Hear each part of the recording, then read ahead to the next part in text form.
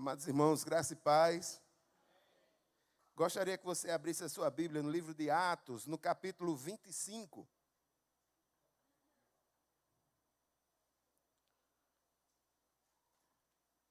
Eu coloquei os slides aí para a mídia. E aquela pecinha que passa, ela não está aqui não. Amém? Então, enquanto eles estão organizando, pronto, já está vindo. Obrigado.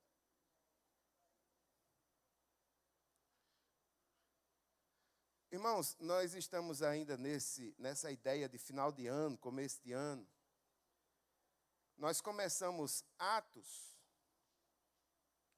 no início da pandemia e temos estudado versículo por versículo até hoje. E ele está partindo para a conclusão. Nós já estamos no capítulo 25, 26, 27, 28, e encerraremos Atos. Sim, vai ter a salinha das crianças, viu? Já pode levar direto. Aqui pela lateral, já está tudo organizadinho lá. Se tiver as crianças que quiser levar, pode levar. Foi o aviso que me deram. Então, irmãos, agora no ano 2024, nós vamos ter uma nova série, novas sequências. Uma delas será a vida de Cristo, baseada no Evangelho de Lucas.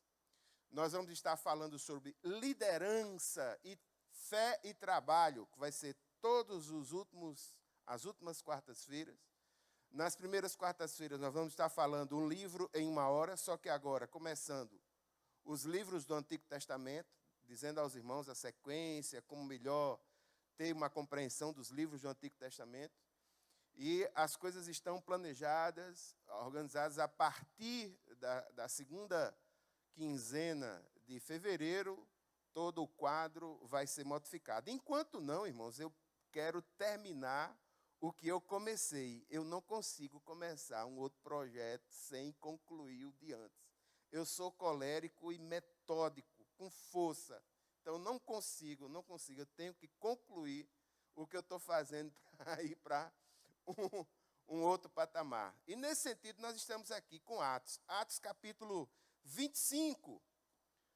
Paulo vai estar sendo, digamos assim, acareado mais uma vez. Isso é um complexo que nós podemos dizer do julgamento de Paulo, a parte 4, onde Paulo vai se mostrar perante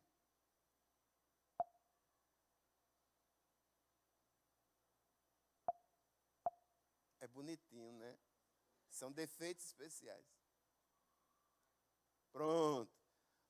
Paulo, a parte 4 aí, onde Paulo vai estar sendo encaminhado através de uma série de pré-julgamentos, ele vai conversar com o atual governador, que vai ser Festo, vai conversar com o rei, Agripa II, e a gente sabe, a partir do capítulo 24, que o tribunal romano em Cesareia, na presença de Félix, ele poderia ter resolvido o caso de Paulo ali, mas por uma conveniência não resolveu. Ele quer ficar de boa ali com os judaizantes, não resolveu. Ele encerra a sessão, tomando uma decisão de esperar o comandante Lísias vir de Jerusalém até Cesareia. Ele ordena que Paulo seja mantido em custódia, mas Paulo vai ter a liberdade de receber os seus amigos e donativos, o que faz uma diferença muito grande, porque aí é a salvaguarda da vida de Paulo. E Paulo tem como grande oportunidade missionária falar do Evangelho para Félix e sua esposa, chamada Drusila, uma esposa judia. Esse Félix não muda a sua atitude, muito pelo contrário. E 2 anos depois, Félix ele é substituído por um outro governador chamado Pôncio Festo. E Paulo vai permanecer preso. E agora Paulo está, digamos assim, sendo acariado novamente por uma outra autoridade, por um outro governador. Vamos lá, capítulo 25, os versículos 1 a 3, o texto diz: 3 dias depois de ter assumido o governo da província, Festo saiu de Cesareia e foi para Jerusalém. E logo os principais sacerdotes e os maiorais dos judeus lhe apresentaram queixa a respeito de Paulo. Contra ele, pediram a Festo o favor de mandar que ele fosse trazido a Jerusalém. É que eles tinham armado uma emboscada para matar Paulo no caminho. Irmãos, que coisa complexa. Por quê? Porque a gente vê aqui que o tempo não conseguiu retirar dos judaizantes a vontade de aniquilar com a vida de Paulo. 2 anos depois, quando o cara assume, com 3 dias que ele vai a Jerusalém, essa ideia ainda está ali. E aqui, irmãos, diga-se de passagem, Festo, ele não tinha necessidade de ir até a Judéia, ele não tinha necessidade de ir até Jerusalém. Ele vai por questões políticas, numa tentativa de fazer média entre os líderes judeus. E aqui ele vai ter uma constatações diretas. Quais são as constatações diretas?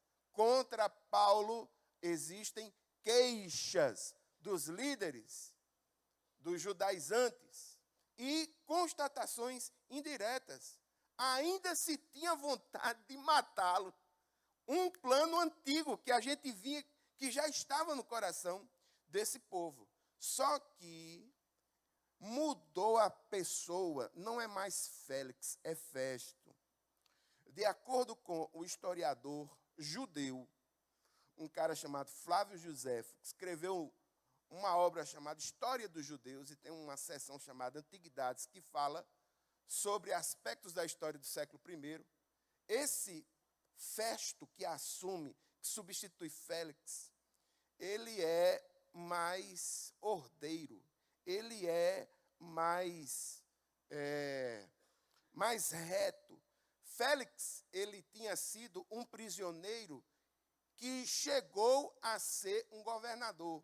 Em tese, ele fez as coisas mais absurdas para chegar nesse nível. Já o Festo, o atual, ele já vinha de uma família nobre. Ele era uma pessoa que tinha nobres valores, pelo menos é isso que a história fala. Nós vimos que Félix, que é o antigo, ele era um cara ambicioso, um cara mau, que estava esperando de Paulo, inclusive, que Paulo desse uma propinazinha para ele, para ver se saía alguma coisa.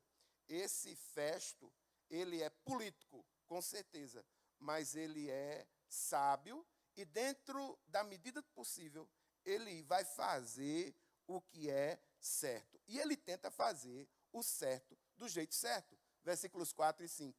Festo, porém, respondeu que Paulo continuaria preso em Cesareia e que ele mesmo, muito em breve, partiria para lá, e concluiu: aqueles de vocês que estiverem habilitados, me acompanhem, e, havendo contra este homem qualquer crime, acusem-no. Irmãos, veja só, o que é natural acontecer? O que é natural acontecer é que a pessoa que acusa, ela vá até o tribunal. Só que os líderes judeus, eles querem minar a autoridade de Festo, tentando fazer com que Festo saia de Cesareia e vá julgar Paulo em Jerusalém. E Festo diz: não, senhor. Por quê? Lá em Cesareia, ele tem a residência oficial e ele tem um quartel-general à sua disposição. Em Jerusalém, ele tem o quê? A oposição dos judaizantes, que pode fazer um tumulto a qualquer hora. E ele tem a influência judaica a controlar a situação, inclusive a situação de paz, de ordem, naquele lugar. Então, ele faz o que é certo. Festo se recusa. E nessa recusa, irmãos, para a honra e glória do nome do Senhor, a gente já vê mais uma vez que a vida de Paulo passa por livramento. Paulo não vai para Jerusalém. Se ele fosse para Jerusalém, já havia o pensamento de se criar uma situação para matá-lo.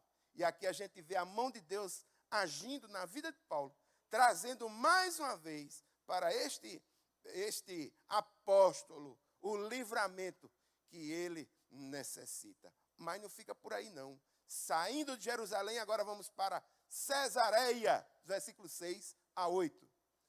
E, não se demorando entre eles mais de 8 ou 10 dias, foi para Cesareia. No dia seguinte, assentando-se no tribunal, ordenou que Paulo fosse trazido.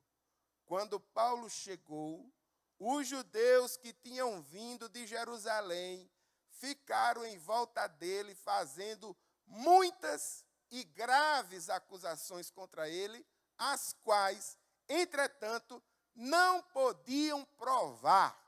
Então Paulo, defendendo-se, disse: nenhum pecado cometi contra a lei dos judeus, nem contra o templo, nem contra César.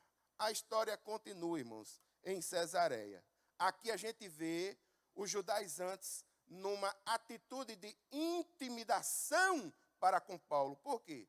O texto diz que eles ficam ao redor dele, fazendo acusações graves, mas repetindo a história que a gente já conhece.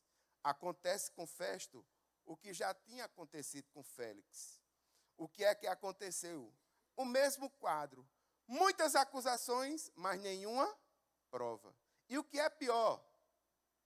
Do mesmo jeito que faltavam testemunhas no primeiro julgamento de Cesareia, no segundo julgamento de Cesareia, ainda faltam as testemunhas que eram os judeus da província da Ásia, que Paulo arrolou para testemunhar, que foram citadas por ele, mas não estão presentes nesse segundo momento também. Se alguém pudesse testemunhar alguma insurreição por parte de Paulo, eram esses judeus da Ásia que não estão aí.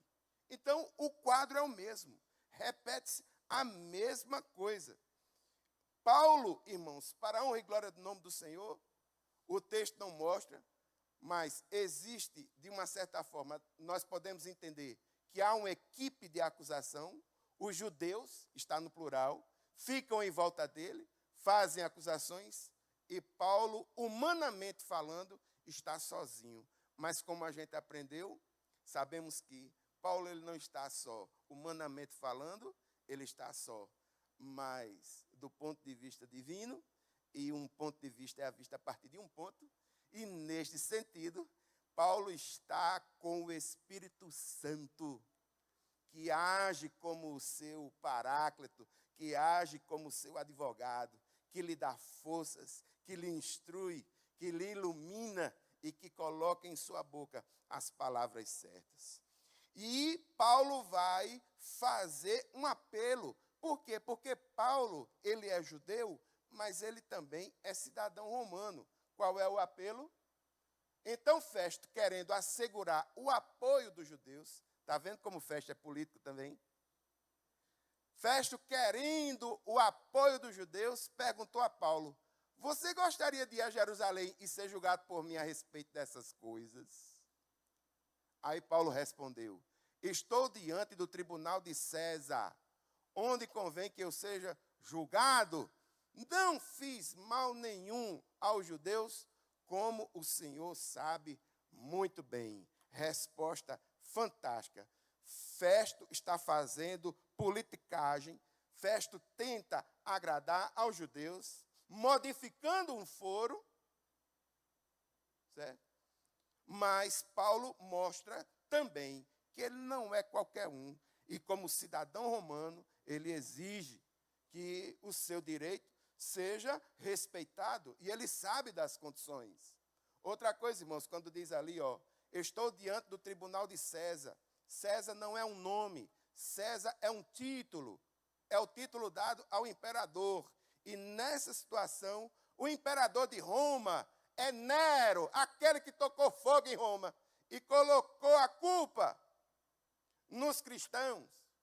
Esse Nero chamou Félix para governar com ele. Olha a equipe como está boa lá em Roma. Equipe terrível. Então a gente vê aí que Paulo se posiciona. O direito de Paulo é claro como a luz do dia. Abre aqui para mim, por favor. Eu estou começando a espumar. Obrigado. Irmão, vai chegando a idade e as coisas vão mudando, né? Batalhando para emagrecer, irmãos. Eu estou até direitinho, não estou? Apareceu nos meus pés agora um negócio chamado esporão do calcanho, coisa triste.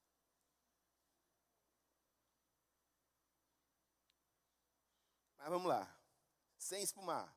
Versículos 11 e 12. Chegou os defeitos especiais. Versículos 11 e 12. Se quiser passar por aí, eu agradeço, que é até melhor. 11 e 12. Paulo, se de fato pratiquei algum mal ou crime digno de morte, estou pronto para morrer. Se, pelo contrário, não são verdadeiras as coisas de que me acusam, ninguém pode me entregar a eles. Eu apelo para César. Então Festo, tendo falado com o conselho, respondeu: já que apelou para César, você irá. Paulo corajosamente desafia Festo e suas motivações políticas. E como o seu direito é claro, ele coloca o seu julgado para ser visto pelo imperador ou por um tribunal partindo diretamente de Roma.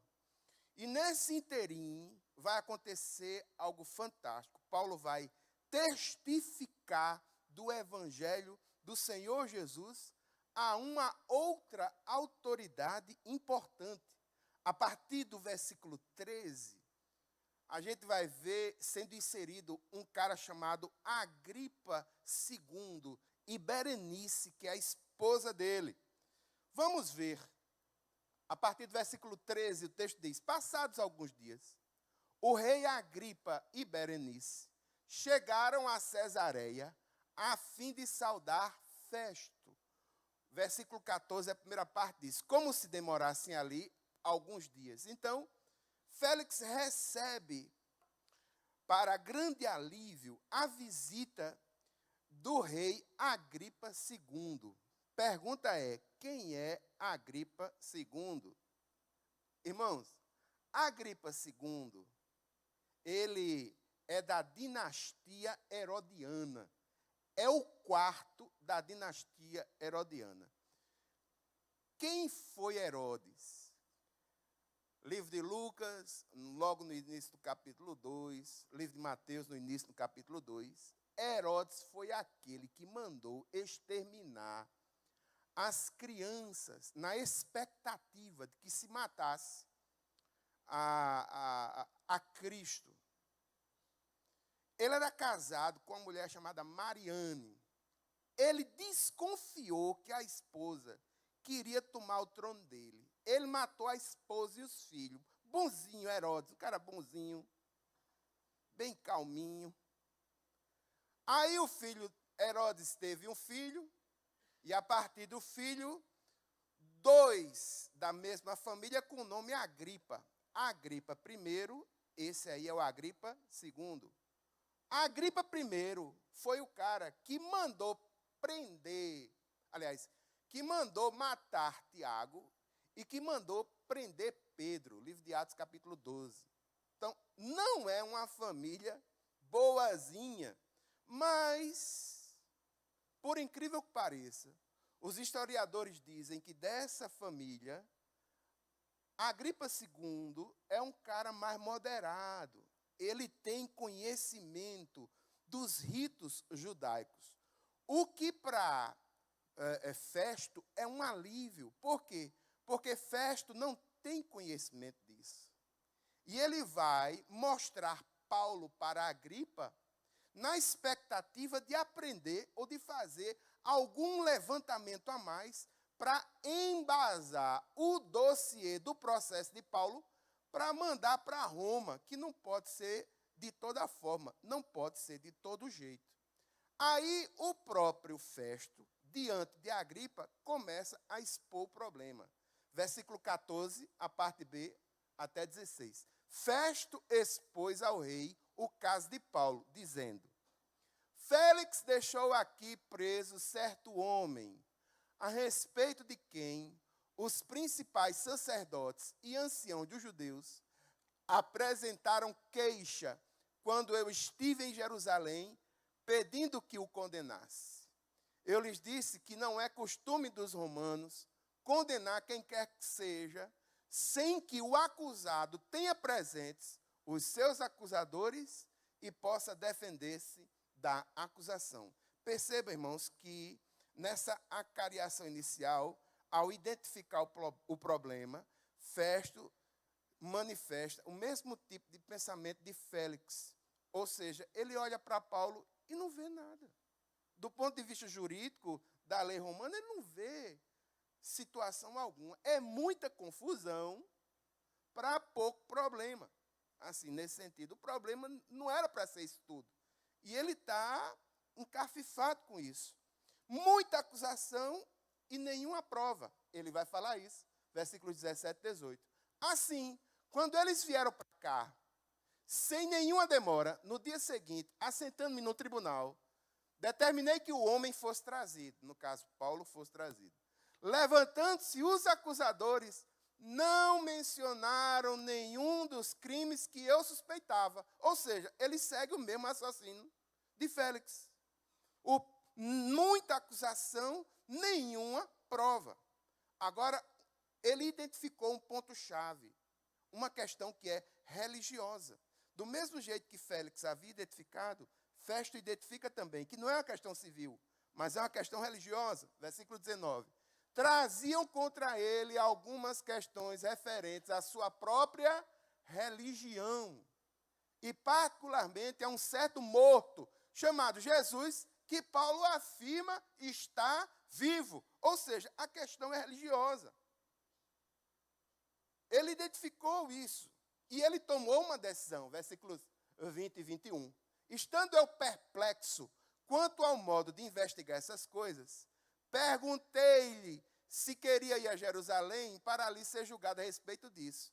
Mas, havendo Paulo apelado para que ficasse em custódia para o julgamento de César, ordenei que o acusado continuasse detido até que eu o enviasse a César. Então, ele tomou as decisões cabíveis para o momento, diante da situação que ali está, ele quer resolver. Paulo é cidadão romano e esse processo vai para um julgamento numa instância superior. César não é uma pessoa, César é um título. Vale a pena salientar que o imperador nesse momento é Nero. E uma curiosidade, versículo 22. Então Agripa disse a Festo, o rei diz ao governador: eu também gostaria de ouvir este homem. E Festo respondeu: amanhã você poderá ouvi-lo. A gente vê, irmãos, que dentro do cristianismo em ascensão, ali naquele lugar, o nome de Paulo é um nome conhecido. O nome e a pessoa de Paulo é uma pessoa respeitada. Já há rumores, inclusive entre as autoridades. Uma autoridade que é maior, porque Festo, ele é um governador, mas Félix já é, aliás, Festo é um governador, mas Agripa, ele é um rei de uma região. Então, ele tem mais autonomia, ele tem mais respeitabilidade nesse sentido. E aqui, a apresentação de Paulo para todo esse pessoal, versículo 23. De fato, no dia seguinte, vindo Agripa e Berenice, com grande pompa, é claro, irmãos, porque Agripa é um rei. Tendo eles entrado na sala de audiência juntamente com oficiais superiores e homens eminentes da cidade, Paulo foi trazido por ordem de Festo. Que coisa maravilhosa. Na sua apresentação, com pompa e circunstância, Paulo está numa audiência pública. Entenda, isso não é um julgamento. Isso é um levantamento de informações. Paulo está ali para ser ouvido pelas principais autoridades daquele momento. Está ali o governador, está ali o rei que entra com a sua esposa, Berenice, né, o casal real, e estão ali líderes reconhecidos, ou seja, só Paulo mesmo para pregar o evangelho num lugar como esse, irmãos. Separado por Deus para fazer isso, é missão. Só Deus é quem pode proporcionar algo nesse sentido. Versículos 24 e 25, um resumo. Festo diz: Rei Agripa e todos os senhores aqui presentes, vejam este homem, por causa de quem toda a multidão dos judeus recorreu a mim, tanto em Jerusalém como aqui, clamando que não convinha que ele vivesse mais. Porém, eu achei que ele não tinha feito nada que fosse passível de morte. Entretanto, tendo ele apelado para o imperador, eu resolvi mandá-lo para lá. Aqui nós vemos Festo fazendo para o rei Agripa um resumo breve da situação e apresentando Paulo diante dessas autoridades. Versículos 26 e 27, o texto diz: No entanto, a respeito dele, nada tenho de mais concreto que possa escrever ao imperador. Por isso, eu o trouxe à presença dos senhores e especialmente à sua presença, ó rei Agripa, para que, feita a arguição, eu tenha alguma coisa que escrever. Porque não me parece razoável enviar um preso sem mencionar ao mesmo tempo as acusações que existem contra ele. Irmãos, que coisa fantástica. Festo não tem segurança. E ele aproveita o rei Agripa, essa audiência, para tentar embasar melhor o relatório que vai junto com Paulo para Roma. Ele admite isso. Inclusive, irmãos, porque sabe-se que o César é Nero. E um relatório mal feito para o doidão Nero, é possível que desse mal para governador, para autoridade, para todo mundo fosse um problema. Então, ele está inseguro, ele está diante de uma audiência, está diante do rei Agripa, está tudo levantado, e a partir do versículo 26, Paulo começa o seu discurso de defesa, que é praticamente a grande maioria do texto no capítulo 26, e que vale a pena a gente analisar todos os pormenores com muito cuidado. Irmãos, quais são as verdades espirituais e devocionais que nós podemos aprender do capítulo 27? A vida inspiradora de Paulo. Paulo é uma inspiração para cada um de nós. E aqui, irmãos, louvado seja o nome do Senhor, porque a igreja, ao ensinar a palavra, ela mantém acesa as suas definições principais. Definição emocional de igreja. Igreja é um lugar onde se reúnem pessoas para chorar com os que choram e para se alegrar com os que se alegram. Só na igreja, hoje em dia, você haverá de parar para ouvir uma palavra de esperança, uma palavra de exortação, uma palavra de sabedoria, uma palavra de ânimo. Ao estudar a palavra de Deus, tendo pessoas inspiradoras como Paulo, São momentos assim, irmãos, que nos faz sair da mediocridade do nosso dia a dia, levantar a cabeça e seguir adiante, porque há um Deus poderoso, maior que está em nós do que o que está no mundo lá fora. Isso nos dá força. São palavras de inspiração que nos fazem levantar a cabeça. São exemplos de pessoas assim que nos fazem erguer a cabeça. São testemunhos que são mostrados aqui no púlpito, que muitas vezes a gente pensa assim, eu pensava que era eu que tinha problema. Aí quando você vê alguns testemunhos que passam por aqui, você olha para si mesmo e diz, louvado seja o nome do Senhor que deu livramento ao irmão. E louvado seja o nome do Senhor, porque muitas vezes a minha situação não é tão pesada como essa. E começa a olhar para si e a agradecer. É inspirativo, irmãos, a igreja precisa ser inspiradora para cada um de nós. Irmãos, tem um animal do sertão, se não me falha a memória, o nome dele é tejuaçu. É um dos poucos animais que briga com cobra. Parece que quando ele vê uma cobra, ele parte para cima, que a cobra dá uma mordida nele. Ele corre e parece que ele reconhece uma raizinha que ele come lá, que corta o veneno. Pelo menos foi isso que me falaram. Que tem é um peão, né? Ele vai e come aquilo ali, aí ele se restaura novamente, aí volta novamente para brigar com a cobra. Irmãos, a igreja é o peão da gente e a cobra está lá fora.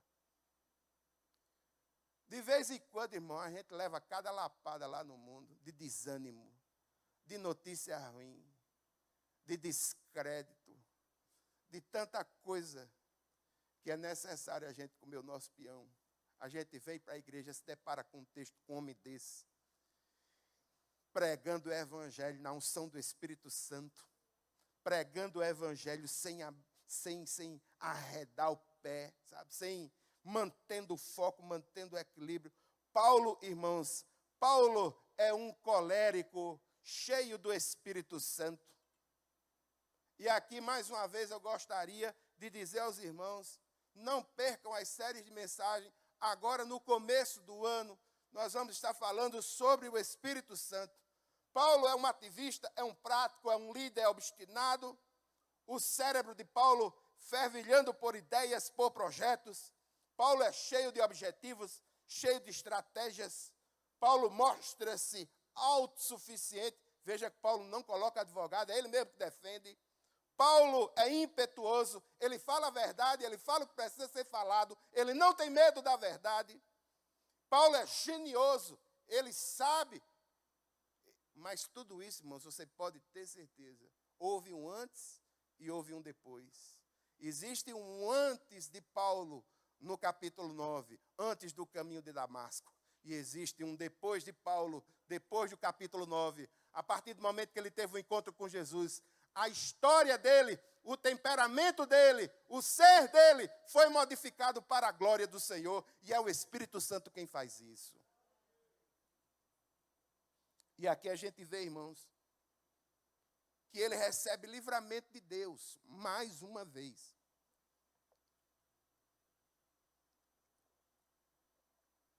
Festo ouve o apelo de Paulo e manda a causa de Paulo para a instância superior. Paulo não vai para Jerusalém. É livramento, irmãos. Se Paulo fosse para Jerusalém, ele ia ser morto. Paulo é focado. Paulo tem foco, constância de propósitos. Olha só que palavra fantástica para muitos de nós que começa a estudar inglês e não termina, que começa a fazer poupança e não termina, que começa a aprender um instrumento e não termina, que vai fazer academia, paga 6 meses, só vai 2. Que vai fazer um curso online, chega na metade, desiste, de graça. Começa uma carreira, quando chega no meio, desiste. Para você que não tem foco nenhum, olha aí a vida de um homem que tem foco, e onde o foco pode chegar na unção do Espírito Santo de Deus. ele tem foco, ele tem constância de propósitos. Olha aí, doutora. Um dos itens da qualidade total, doutor Deming, constância de propósitos. Ele é constante, ele sabe onde quer chegar, ele tem foco, ele tem alvo. Pergunta, você quer chegar aonde? Já fez seus planos para 2024? E aí? Precisa emagrecer? Meu filho, emagreça. Vá fazer academia ginástica. Hoje foi minha sessão de braço, aumentaram os preços, está só as dor aqui. Não existe desenvolvimento sem dor. É necessário romper aquilo que é chamado de zona de conforto, enfrentar a zona do medo, enfrentar a zona do aprendizado e chegar na zona de reestabilização. Um novo patamar. Não existe desenvolvimento sem dor. Para manter o foco tem que ter força. Sabe por quê, irmãos? Quem não tem foco só faz coisas secundárias na vida. Sabe por quê? Porque quem não tem foco, rouba-se o tempo dele com facilidade. O cara não tem foco. Eu sou uma das pessoas, assim, eu tenho muito foco, eu sei onde quero. Eu digo não com uma facilidade absurda. Se não agrega valor, se não está na missão, é não. Ponto. Só que tem gente, não, eu posso fazer, eu vou fazendo, me dá que eu faço. Às vezes não é nem sua missão. Tem gente que ao invés de delegar, avoca o que é isso? Puxa a responsabilidade para si. Vai se acumulando, vai perdendo foco, vai perdendo foco, vai perdendo foco. Quando é daqui a pouco, não conseguiu realizar absolutamente nada. Porque viveu a prioridade dos outros, ao invés de viver as suas próprias prioridades. Perdeu o foco? Tchau, acabou-se. Em nome de Jesus, realinhe, meu filho, o seu foco. E o nosso principal foco ainda continua. Buscar em primeiro lugar o reino de Deus e a sua, e todas as demais coisas serão. O nosso foco, o nosso alvo é o nosso Senhor Jesus. Mantenha esse foco aceso, viu? Outra coisa, projetos que o Senhor colocou no teu coração e tu está fazendo outras coisas, porque já não acredita mais que isso possa acontecer, porque ficou difícil. Em nome de Jesus, coloque nos pés do Senhor e tenha fé. Enquanto o Senhor disser não, se Ele não disse não, meu irmão, há esperança. Mantenha o foco. Terceira coisa que a gente aprende, boa reputação diante das autoridades. Por que eu cheguei a essa conclusão? Porque se Paulo não tivesse uma boa reputação perante o governo romano, o processo de Paulo não tinha andado. Quando os romanos olham para Paulo, olham com respeito. Paulo não é um qualquer. Paulo tem a reputação em alta conta. Paulo tem zelo com o seu testemunho de vida. Paulo tem zelo com a sua reputação. E em nome de Jesus, aqui mais uma vez, mais um alerta para você. Cuidado com sua reputação. Reputação é uma coisa que para se construir leva-se anos e para se destruir leva-se um post. Um post na internet hoje destrói uma reputação construída ao longo de anos.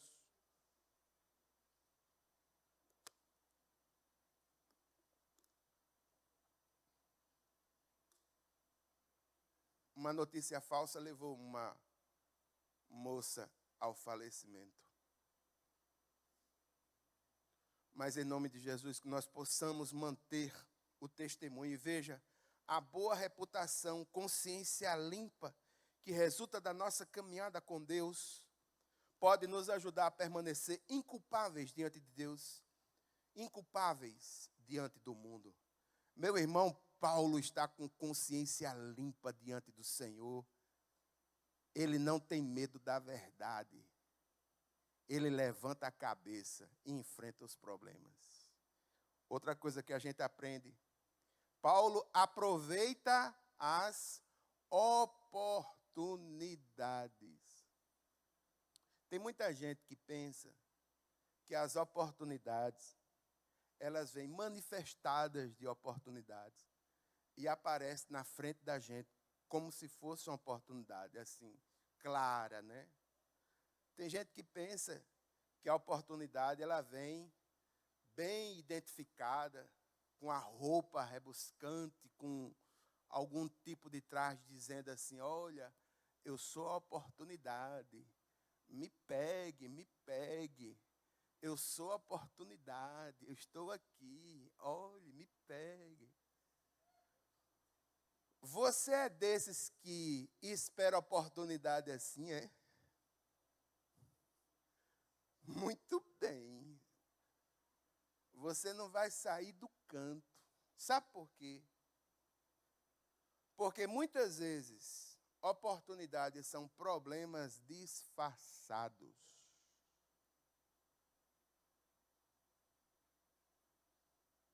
Muitas e muitas vezes, seja no ambiente organizacional, no trabalho, seja dentro da família, seja encarando um problema físico ou emocional, muitas vezes o encarar de um problema abre oportunidade para o desenvolvimento de muitas coisas. Problemas são disfarces para oportunidades de crescimento. Vou lhe dizer um que aconteceu comigo. Eu e minha esposa, nós fomos para um médico endocrinologista, Dr. Edmilson. Ele pediu uma bateria de exames, fizemos uma bateria de exames lá, entregamos a ele. E de uma forma muito sutil, assim, de uma forma muito inteligente, no enfrentar de um problema, no caso, minha esposa, problemas em relação à diabetes.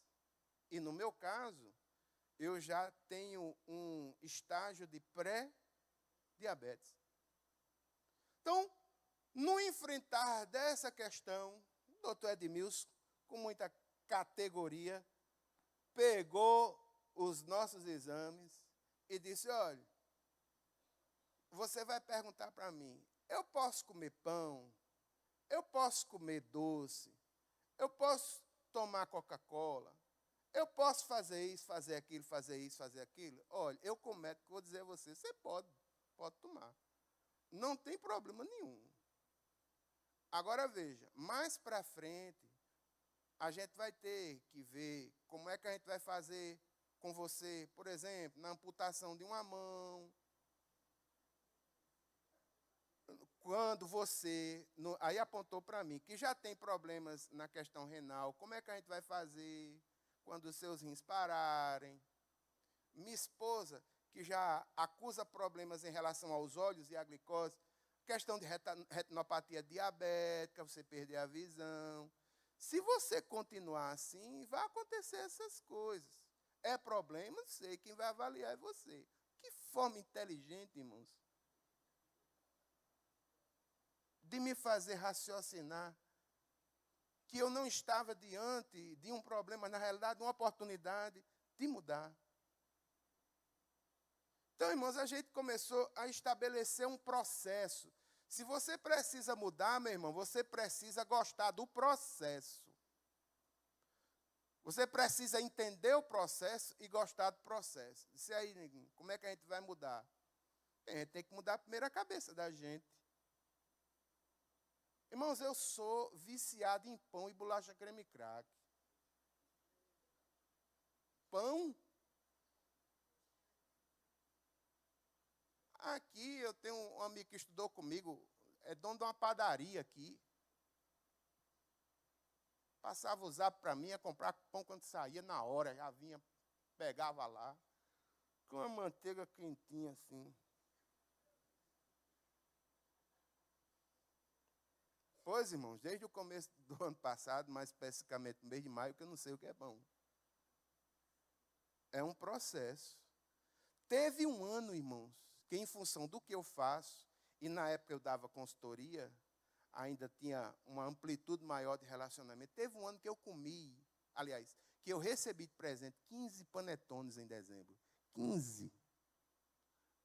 O X da questão não é eu receber de presente 15 panetones, é eu comer 15 panetones no mês de dezembro.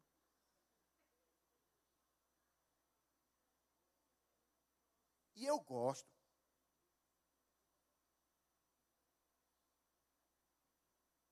Então, irmãos, tem que mudar aqui, ó. Eu tenho que entender o processo, eu tenho que gostar do processo. E começou todo um processo de mudança. Mas essa mudança partiu de onde? De uma crise. E hoje, para a honra e glória do nome do Senhor, camisas que eu não vestia, estou vestindo. Olha. Meu sono está bem melhor. Comendo melhor, bem levinho, certo? Surgiu outras questões da idade, né? Mas, graças a Deus, irmãos, cabeça erguida, minha esposa com a produtividade bem melhor, muito melhor, mas partiu de um problema. Quando surgir um problema, aonde você colocar o olho, é onde você vai. Crise é um anagrama chinês que é dividido em duas partes, uma parte para baixo e outra para cima. Se diante de uma crise, você colocar a sua cabeça para baixo, que nem aqueles bichos avestruz, é para lá que você vai. Agora, diante de uma crise, se você enxergar naquela crise a oportunidade de mudar, é possível que muita coisa boa comece a partir de uma crise. Em nome de Jesus, não enxergue sua crise como uma crise olhando para baixo. Não enxergue sua crise como uma crise olhando só para a frente. Isso é perseverança? É muito importante. Mas enxergue sua crise olhando para cima, para o autor e consumador da tua fé. E que em nome de Jesus, essa história de crise pode se transformar numa oportunidade, em algo muito maior e melhor. Amém? Agora, irmãos, o X da questão que eu gostaria de começar, e de uma forma assim muito especial, é que Paulo nos dá uma prova de resiliência. E essa lição é muito pertinente para o começo de ano. A pergunta é, o que é resiliência? Irmãos, resiliência é a capacidade que o indivíduo tem de lidar com adversidades, capacidade de superar desafios, a capacidade de adaptar-se a mudanças, a capacidade de manter um desempenho eficaz, mesmo diante de situações muito difíceis. O cara que se mantém tenaz diante das dificuldades, ele é um cara resiliente. Irmãos, esse conceito de resiliência, ele faz muito sentido, inclusive porque a gente aprende sobre resiliência no curso de engenharia mecânica. Fiz 2 anos e meio de engenharia mecânica, fiz escola técnica em mecânica. Existe uma disciplina chamada elementos de máquinas, e lá em elementos de máquina a gente estuda mola. Os tipos de mola, como é a mola. Tem aquelas molas que são de pressão, aquelas que servem para que, como a do carro, né? Ela coloca você ao contrário, né? E tem a mola que é de tensão, aquela que serve para controlar um certo momento, puxando ele. É ao inverso. Mas qual é o X da questão da mola? A mola é o seguinte, irmãos. Ela recebe uma carga, aí ela fecha. Quando aquela carga vai embora, ela volta ao normal. Mola é assim. Você está com a molinha ali, aí um peso, puf, aí a mola sustenta o peso. Depois que sustenta o peso, que o peso vai embora, aí a mola volta ao equilíbrio, volta à homeostase. O conceito é igual conosco. Imagine você como uma mola, em que você leva uma pancada, uma dificuldade, uma frustração, perdeu o emprego, modificou-se alguma rotina, a família pequena, uma pessoa caiu doente, todo mundo agora fazendo de um tudo para poder ajudar. Mudou, tirou o equilíbrio, chegou o peso.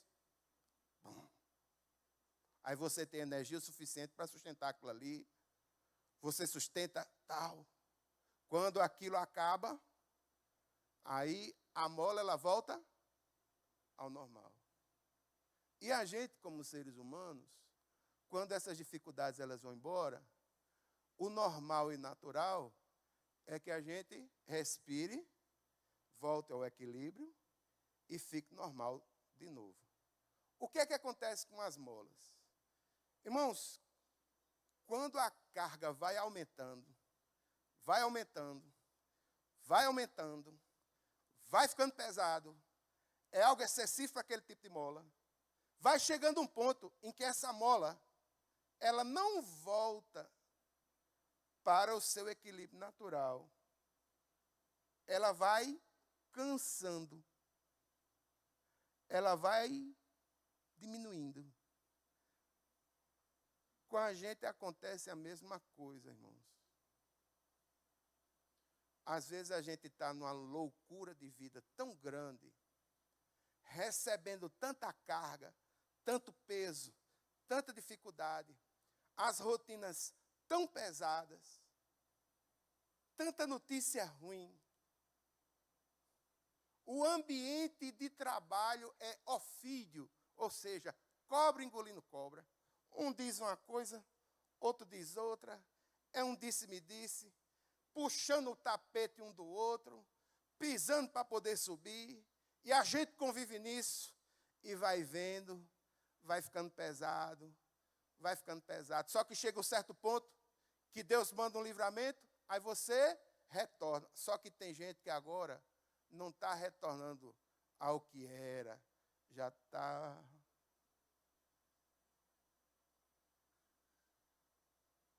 Aí o tempo vai passando.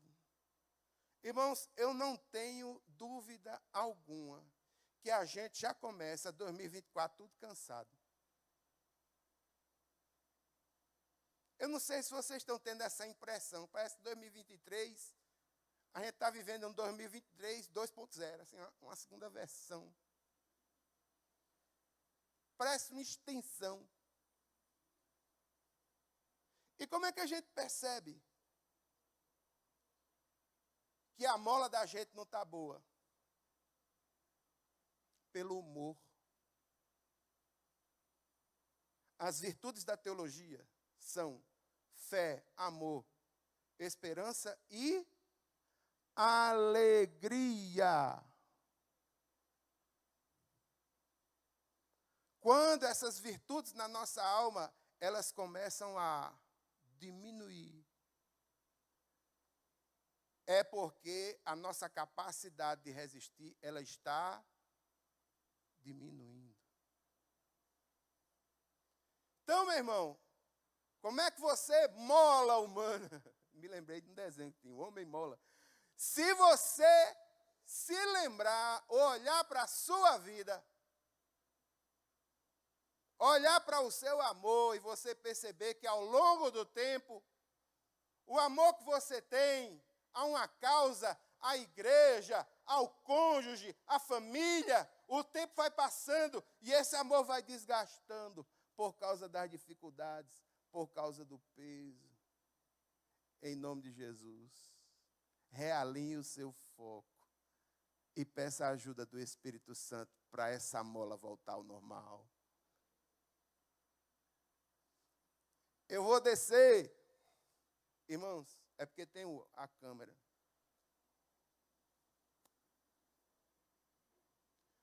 Caminhada cristã, ela é assim. Quando o camarada tem um encontro com Jesus, logo nas primeiras semanas, nos primeiros dias, ele está cuspindo fogo. Ele ora na terça, Deus responde na quinta. Ele vai num culto de oração, ele vai na evangelização, ele quer entrar num grupo, ele quer entrar para trabalhar no cursilho, ele faz de um tudo, ele está... O tempo vai passando. Aí o Senhor dá uma testada nele.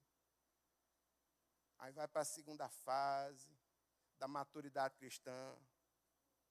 É quando Deus começa, de uma forma inteligente, a testar a nossa fé. Lutero fala sobre o Deus abscônditos, aquele Deus escondido, que em determinados momentos se esconde e não fala conosco. E a gente recebe a pressão do dia a dia da vida, mas a oração já não flui tanto. E algumas coisas que a gente acreditava já não tem mais. Por quê? Porque o Senhor prova retirando todas essas coisas e a gente está no fundo do poço, olha para cima e diz: Senhor, por que é que eu estou assim? Por que é que tu não me ouves? O livro de Salmo é cheio de oração assim. O salmista dizendo: Senhor, onde tu estás? Por que tu não me ouves? Quantas e quantas vezes o Senhor testando a integridade da nossa fé. E nesse sentido, irmãos, o melhor é perseverar. Perseverar é a maior prova de fé que nós podemos dar. E há uma lição nisso. O Senhor quer nos ensinar que Ele é Senhor sobre as nossas vidas. Enquanto a gente tiver alguma nuance ou segurança de que qualquer coisa que a gente faça possa trazer para nós a felicidade que só Ele pode trazer, essas coisas são falhas. É uma mola que se acaba, é uma mola que desce, é uma mola que não se restaura. Uma mola restaurada é aquela mola, é aquela pessoa que entende que ela não tem em si mesmo forças para muitas mudanças que muitas vezes ela precisa. Ela precisa do Senhor, ela precisa entender que o Senhor precisa ser Senhor da vida dela. Quando essas coisas vão passando, irmãos, ela vai para um terceiro estágio. É quando ela entende que a causa de Deus é a causa dela. E em tudo que ele pensa no reino. É nesse estágio que Paulo está. Paulo não consegue enxergar mais a sua vida se não for na ótica do reino. É por isso que ele não perde uma oportunidade de pregar o evangelho. E eu entendo, irmãos, que muitos de nós temos tido grandes oportunidades para pregar o evangelho, para falar de Jesus e para fazer diferença nos mais diversos palcos de atuação de nossas vidas. Você quer ver outra prova?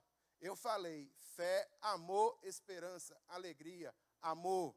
Amor tem que estar junto. A igreja de Éfeso era uma igreja de uma fé operosa, mas faltava a ela o primeiro amor. Cuidado, molinha. Como é que está a molinha do amor na tua vida? Está restaurando ligeirinho? E aqui, irmãos, eu vou tocar numa ferida nacional, bem simplesinha. Tem muitos de nós que não votou no atual presidente e que não tem sequer digamos assim, a tolerância de ouvir ele falando na televisão. Você já falou com alguém assim? Tem gente que não suporta nem de ouvir a voz dele. Eu estou mentindo, irmãos?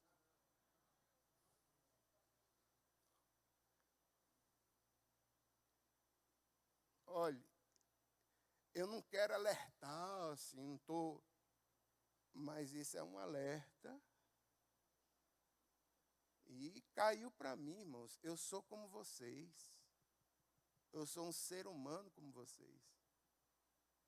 Pecador, fraco, falho, com um pouquinho mais de experiência sobre algumas questões da vida, por causa do dom que eu tenho.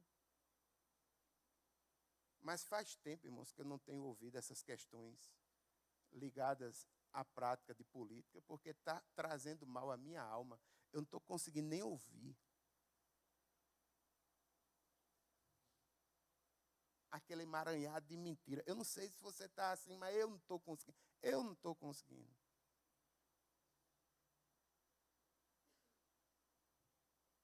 Mas eu também não tenho direito de ao ver ou ouvir, pensar na minha cabeça, esse peste não morre. Eu não posso dizer isso.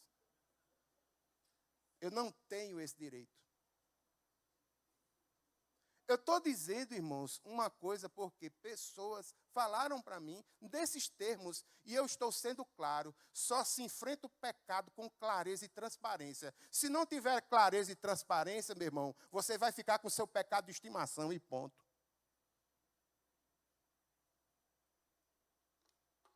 Mas essa é a realidade.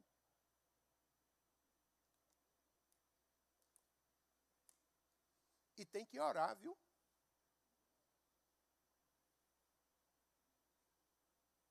Tem que orar. Do mesmo jeito, irmão, quem está no contrário, que está nessa luta, a gente vem disso agora. E está afetando a nossa alma, a nossa resiliência sobre essas coisas vai diminuindo. Você quer ver uma outra prova de resiliência caindo na vida da gente? Humor. O bom humor se acaba quando a resiliência acaba.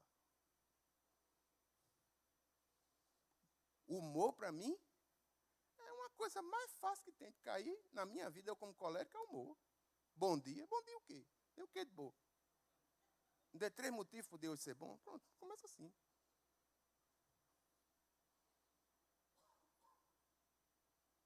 O humor vai logo embora. A pessoa começa a enxergar a vida como um fardo, como um peso. Sabe o que é isso? A resiliência que está diminuindo. E nós vamos ficando cansados. O pior não é o ficar cansado. O pior é não recuperar ao estágio anterior. Porque o cansaço sempre vai ter. As dificuldades sempre haverão. O X da questão é a recuperação. É a gente passar a pancada, sofrer o abalo e depois, voltar. E é sobre isso, irmãos, de forma muito específica, que eu gostaria de orar com a igreja. É possível que muitos de nós já estejamos começando o ano com a nossa mola lá embaixo, sem esperança nenhuma. É possível que muitos de nós estejam começando com a mola lá embaixo, sem nenhuma expectativa, sem sorriso no rosto. É por isso que muitos de nós, é possível que estejamos com a nossa fé, o nosso amor, a nossa mola comprimida, sem retornar, sem voltar, sem respirar, e começar o ano com essas circunstâncias, começar o ano desse jeito é muito ruim, irmãos. Não é bom, não. Eu gostaria de pedir, em nome de Jesus, que você ficasse em pé. Nós vamos orar.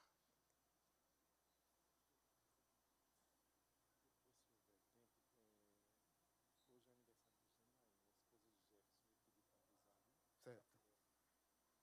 Nós vamos orar.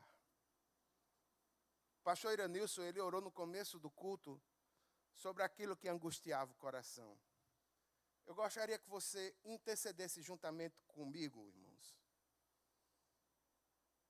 sobre as expectativas. Como é que estão as tuas forças? Como é que está a tua mola para enfrentar 2024? Ela está restauradinha? Ela está no lugar ou ela está cansadinha? Precisando de um ajuste. Entenda. Só quem pode dar esse ajuste é Deus.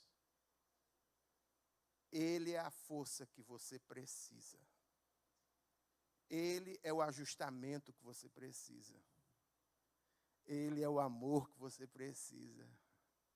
É dele a esperança que você precisa. Ele é o autor da fé que você tem. É ele quem pode restaurar a alegria, mesmo diante das dificuldades mais fortes. Nós vamos orar em um primeiro momento. E eu gostaria que você orasse, colocando diante do Senhor, dizendo assim: Senhor, eu quero começar bem. Me restaura. Me dá forças para enfrentar. Me faz levantar a cabeça. Restaura o sorriso nos meus lábios. Se você veio com a mola do amor baixa, meu irmão, em nome de Jesus, se entregue, ame. Perdoe para que você possa ser curado. Fé, restaure a sua fé, colocando no Senhor Jesus. Vamos orar? Pai eterno e santo, Deus poderoso, nesse momento, Senhor, nós queremos colocar diante de Ti essa igreja, que juntamente comigo clama por uma restauração. Pai, em nome de Jesus, restaura a nossa vida. Senhor, restaura o nosso equilíbrio, restaura o nosso ser. Pai eterno e santo, em nome de Jesus, é possível que muitos tenham chegado com a fé lá embaixo. Eu quero clamar, Deus, que em nome de Jesus, o Senhor que é o autor e o consumador, ou seja, aquele que consuma, que consolida a fé, restaura, Senhor, a fé dos teus filhos nessa noite. Pai eterno e santo, não nos faz olhar para as dificuldades, nem para os problemas. Senhor, restaura a nossa esperança de dias melhores. Dias melhores virão para aqueles que estão em Ti, Senhor, e que vão receber do Senhor o livramento. Pai, restaura, refaz. Pai eterno e santo, Deus poderoso, em nome de Jesus, restaura o amor, Pai. Muitas vezes é o amor. Senhor, restaura o amor aos filhos. Quantos e quantos pais que não estão orando mais pelos seus filhos, pelos seus netos, porque não têm visto mudança. Ó Senhor, em nome de Jesus, que esse amor possa ser restaurado e que essas orações possam ser restauradas nessa noite. Meu Deus, meu Pai, às vezes são pessoas na nossa família que não têm atitude de mudança nenhuma. E às vezes a gente não quer nem orar mais. Senhor, restaura essa vontade de orar. Pai eterno e santo, Deus poderoso, nós queremos colocar nas tuas mãos, Senhor, cada filho teu aqui neste lugar. E eu quero te pedir, Deus, no nome de Jesus, que o Senhor possa estar restaurando a esperança e a alegria. Que nós possamos, Senhor, sorrir. De uma alegria que vem de dentro, que não depende das coisas externas. Mas uma alegria espiritual, que vem de dentro, contentamento da alma. Pai eterno e santo, Deus poderoso, nos restaura as nossas forças. Nós oramos no nome de Jesus. Amém. Irmãos, agora nós vamos dar glória a Deus. Mas eu gostaria que nesse glória a Deus, você colocasse toda a sua força, toda a sua vontade, em que o Senhor restaure cada aspecto do seu ser que precisa ser restaurado. Não dê glória a Deus murcho, não. Dê glória a Deus com toda a força da sua voz. Glória a Deus bem libertador. Onde nesse glória a Deus você vai colocar tudo para fora. Aquelas coisas que estão aqui dentro, que estão mexendo com você. Aquele senso de injustiça que está mexendo com você. Todas aquelas coisas que estão aqui, você vai dar glória a Deus para tirar isso aí, sabe? Para destampar essa coisa aí da tua alma. Eu vou contar até 3 e você vai dar glória, tá certo? 1, 2, 3.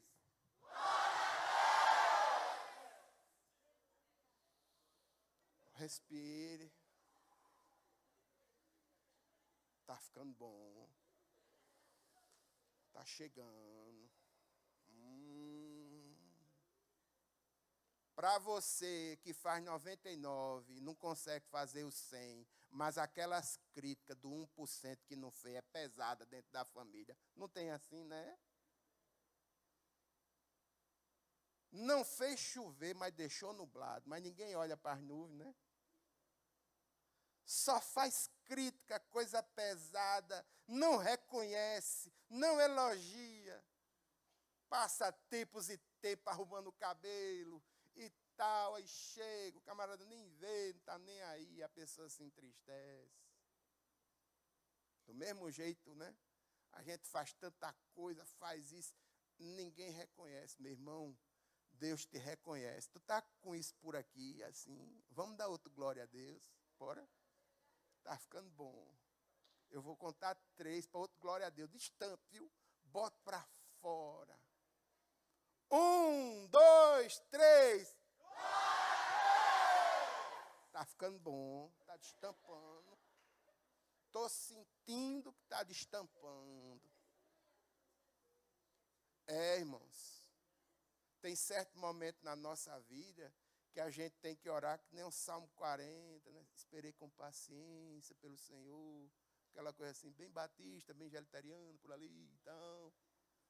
Mas tem certo momento, irmão, que é Salmo 70, 73, Senhor, tem que dar uns gritos, para ver se acorda. Esse é o conceito de bênção, irmãos. Bênção é aquilo que é bem dito, dito para erguer, dito para construir.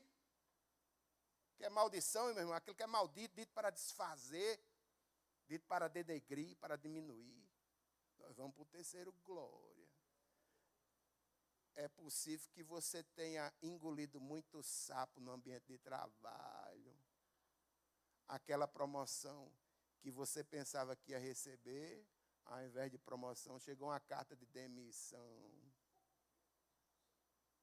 É possível que você tenha no seu ambiente de trabalho, alguém puxado o tapete, levantou um falso contra a sua vida. De uma hora para outra, pessoas que você contava, começou a agir contra você. Meu irmão, isso fica aqui e vai tirando a alegria, a mola da gente vai diminuindo e não vai voltando. Hoje é dia de esticar a mola e a gente está esticando no glória. Vai dar o terceiro e último agora, viu? Preste atenção. Agora é o último. Aquele que vai dar um glória, aquele pessoal que tem um cabelo crespo vai ficar liso. Vamos dar um glória agora, viu? Respire fundo logo. É o último, viu? Para destampar, a gente tem que começar 2024 livre. A gente tem que começar 2024 com a mola no lugar, retornada, com as forças no lugar. Os impostos estão aumentando, um bocado de coisa a gente vai acontecer, mas a gente vai estar forte.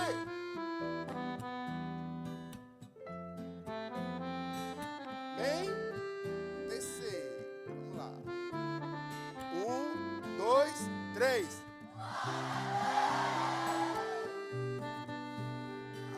Agora já estou respirando melhor.